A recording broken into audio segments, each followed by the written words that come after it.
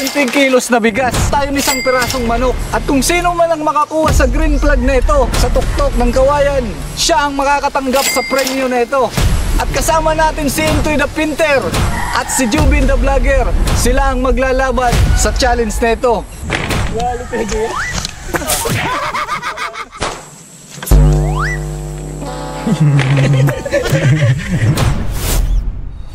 Pinapaalala ko na ang larong ito ay isang traditional game ng mga Pilipino at madalas itong ginaganap tuwing katapusan ng Mayo o bago magpiesta. Na gusto ko lang ipaalala na habang tumatagal itong mga larong ito ay unti-unting nakakalimutan na. Sadyang mahirap talaga ito akyatin dahil binalutan ito ng langis. At huwag mainis, kung hindi mo na kaya pwede ka nang umalis o sumuko.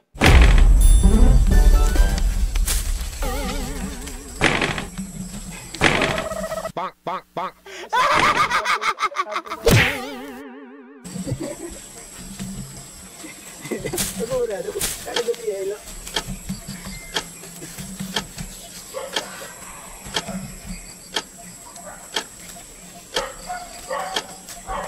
Bawat isa sa kanila ay binigyan natin ng 10 segundo at pinapahintulutan natin na gumawa sila ng sarili nilang diskarte para mas maging madali nilang maakyat at makuha nila ang green flag sa tuktok ng kawayan.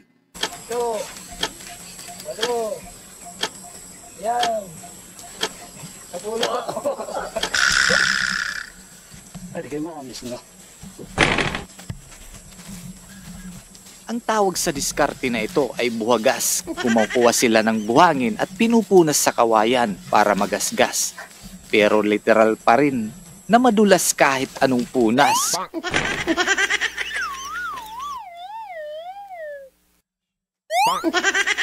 Kailangan ng matinding teknik para ang iyong diskarte ay hindi masayang ang iyong oras at maging wa-epek matik.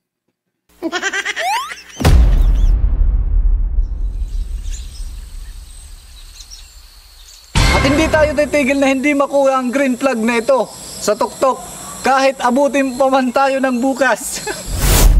At unti-unti nang dumidilim ang kapaligiran at patuloy pa rin nilang pinag-aagawan ang 10 kilos na bigas at isang pirasong manok na pwede nilang mauwi sa kanilang tahanan.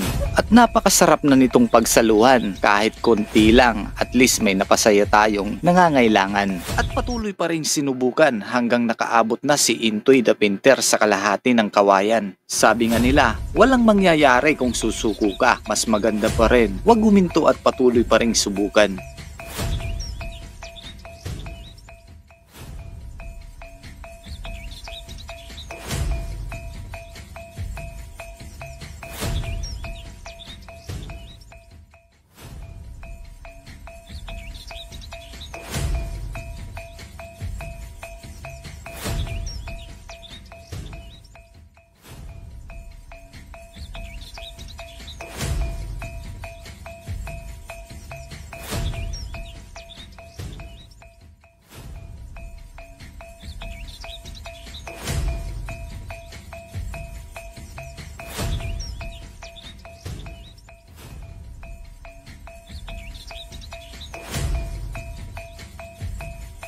Inakala namin na kaya niya nang maabot ang green flag, pero hindi natin alam na naubusan na pala siya ng lakas para ituloy, kaya napilitan siyang bumaba at mag-ipon muli ng lakas.